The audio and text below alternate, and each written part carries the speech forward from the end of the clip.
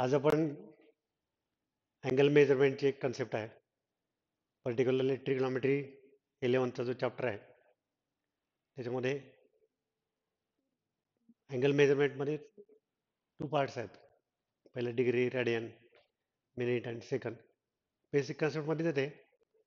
आणि दुसरा पार्ट आहे आर्क लेंथ आणि एरिया ऑफ सेक्टर. तर त्या टाईपचा आपण एक प्रॉब्लेम डिस्कस करणार आहोत. Arc length and area of sector. Generally हे जे पार्ट आपण बघतो आहे त्याचा इनडायरेक्ट यूज आहे. डायरेक्टली त्याचं काही फार यूज नाही, पण इनडायरेक्ट कुठेतरी आपल्याला लागतात. त्यामुळे आपण हे बघू. क्वेश्चन एकदा पहा. In a circle of diameter 40 centimetre. सर्कलचं डायमीटर आहे 40. Length of chord is 20. त्याची कॉर्डची पण लेंथ आहे 20. Find the length of minor arc of the chord. Also find the area of sector. हा क्वेश्चन आहे, NCERT बेस्ड क्वेश्चन आहे. Indirect use आहे, म्हणजे डायरेक्टली त्याचा काही फार आपला उपयोग नाही होत. अरे एक सर्कल आहे. सर्कलमध्ये आपल्याला काय केलं, डायमीटर दिलंय. डायमीटर सर्कलचं डायमीटर इज इक्वल टू 40. त्यातनं आपण रेडियस फाइंड करू. डायमीटर अपॉन 2, 40 अपॉन 2, ते येते 20. त्यानंतर कॉर्डची लेंथ आहे. आता कॉर्ड आपण घेऊ. कॉर्ड समजा हा सेंटर आहे, हे डी आणि ए आहे.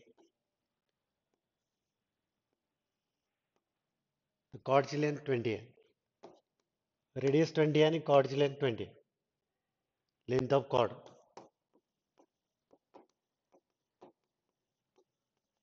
म्हणजे डी इज इक्वल टू 20. आणि हे दोन्ही पण रेडियस आहेत. D C is equal to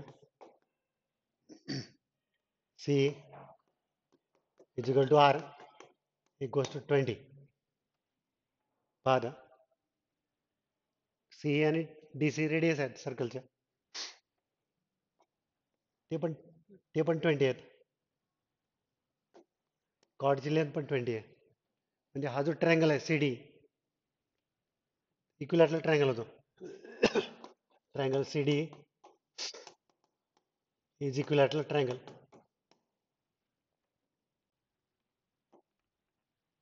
C D जर इक्विलॅटरल ट्रायंगल असेल, हा जो अँगल आहे सी, सेंट्रल अँगल, तो 60 होतो. Therefore angle C is equal to 60 degree. याला जर तुम्ही पाय 180 मल्टिप्लाय केलं, ज्याला आपण थीटा म्हणतो, 60 डिग्री कसं काय, तर इक्विलॅटरल ट्रायंगलचं प्रत्येक अँगल 60 असतो. हा 60 आहे, डी 60 आहे, ई 60 आहे. आपल्याला त्याची गरज नाही. हे 60 अँगल, सेंट्रल अँगल, ज्याला आपण थीटा म्हणतो. तर त्याच्यावरून आपण मायनर आर्क म्हणजे डी, हे समजा डी डी एफ ई म्हणू शकतो आपण त्याला मायनर आर्क. तर पहिल्यांदा आर्क लेंथ काढतो. Arc length S is equal to R theta. तर आर 20 आहे, थीटा पाय बाय 3, 20 पाय बाय 3 सेंटीमीटर्स. आणि सेकंड आपल्याला आणखीन एक सांगितलंय, also find area of sector. तर एरिया ऑफ सेक्टर पण फाइंड करतो. ए गोष्ट half R square theta, formula येते S is equal to R theta. Arc लेंथचा पण फॉर्म्युला आहे, एरिया ऑफ सेक्टरचा पण आहे, हाफ आर स्क्वेअर थीटा. आता आर स्क्वेअर म्हणजे काय, आर 20 आहे, 20 स्क्वेअर, थीटा म्हणजे pi by 3, half R square theta. तर half into 400 into pi by 3,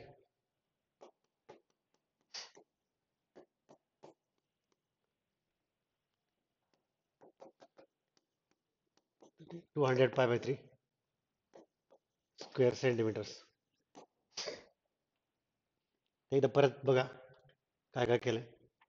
circle आहे, त्याचं डायमीटर 40 आहे, डायमीटर डिवायडेड बाय 2 रेडियस त्याचे हाफ असते. त्यानंतर कॉर्डची लेंथ 20 आहे, रेडियस 20 आहे, त्यामुळे हे तीन साईड इक्वल होतात सी डी. तर हा इक्विलॅटरल ट्रायंगल होतो, त्यामुळे सेंट्रल अँगल 60 होतो. त्याला बाय 180 मल्टिप्लाय केलं तर रेडियनमध्ये कन्वर्ट, कारण आपल्याला डिग्रीचा अँगल चालत नाही आर्क लेंथ एरिया ऑफ सेक्टरला. आर्क लेंथचा फॉर्म्युला आहे R theta 20 into pi by 3, 20 pi by 3. Area of सेक्टरचा फॉर्म्युला आहे हाफ आर स्क्वेअर थिटा, ते पण फाईंड केलं. तर अशा प्रकारे आपण एक अँगल मेजरमेंट मधला एक पार्ट आहे एरिया ऑफ सेक्टर आणि आर्क लेंथ. त्याचं एक क्वेश्चन आहे, बेसिक लेवलचा आहे, पण त्यातनं तुम्हाला हे सगळे आयडिया येतील. तर अशा प्रकारचे सगळे questions particularly JE C T competitive exam जे आहेत त्याला लागणारी जी काही इन्फॉर्मेशन आहे, मग प्रॉब्लेम असतील, कॉन्सेप्ट असतील, थिअरी असेल, मेथड असेल, हे सगळे आपण आपल्या यूट्यूब चॅनलच्या माध्यमातून डिस्कस करत असतो आणि दररोज वेगवेगळी इन्फॉर्मेशन तुम्हाला मिळत राहते.